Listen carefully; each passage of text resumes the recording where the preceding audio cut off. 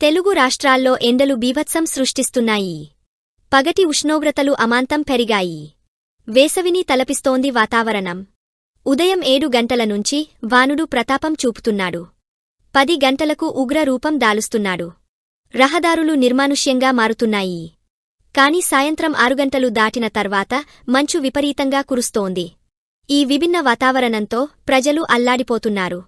మరోవైపు వర్షాలు లేక వరిపొలాలు ఎండిపోయే పరిస్థితి వచ్చింది. ఈ తరుణంలో గుడ్ న్యూస్ చెప్పింది వాతావరణ శాఖ. 1 కాదు 2 కాదు 2 అల్పపీడన ద్రోణులు ఏర్పడతాయని ప్రకటించింది.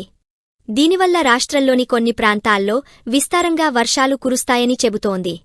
ఏపీ తమిళనాడుకు సమీపంలోని నైరుతి బంగాళాఖాతంలో ఈ నెల 7-8 తేదీల్లో తుఫానుకు అవకాశముందని వాతావరణ కేంద్రం అంచనా వేసింది. ఈ ప్రభావంతో రాయలసీమలోని కొన్ని జిల్లాల్లో భారీ వర్షాలు, మరికొన్ని జిల్లాల్లో తేలికపాటి జల్లులు కురుస్తాయని తెలిపింది. ఇంకొన్ని ప్రాంతాల్లో మెరుపులు, ఉరుములతో కూడిన వర్షాలు కురవనున్నాయి. రానున్న 2 రోజుల్లో ఏపీలో చాలా జిల్లాల్లో వర్షాలు కురుస్తాయని రాష్ట్ర విపత్తుల నిర్వహణ సంస్థ వెల్లడించింది. శనివారం తిరుపతి, చిత్తూరు, అన్నమయ్య, కడప, శ్రీ సత్యసాయి, నంద్యాల, కర్నూలు, ప్రకాశం, ఏలూరు, కాకినాడ, అనకాపల్లి, విశాఖ, అల్లూరి, మన్యం జిల్లాల్లో వానలు కురుస్తాయని అధికారులు తెలిపారు. గుంటూరు, బాపట్ల, నెల్లూరు, పల్నాడు, ఎన్టీఆర్, కృష్ణా, ఉభయగోదావరి, కోనసీమ, విజయనగరం, శ్రీకాకుళం జిల్లాల్లో తేలికపాటి వర్షాలు కురిసే అవకాశముంది. నైరుతి బంగాళాఖాతంలో ఏర్పడే తుఫాను ప్రభావం ఏపీతో పాటు తెలంగాణపై కూడా ఉండనుంది.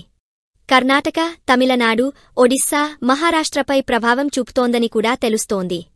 ఇక బంగాళాఖాతంలో ఏర్పడిన మరో అల్పపీడనం విస్తరిస్తోందని, జార్ఖండ్, బీహార్, పశ్చిమ బెంగాల్ వైపు ఇది కదులుతోందని వాతావరణ శాఖ చెబుతోంది.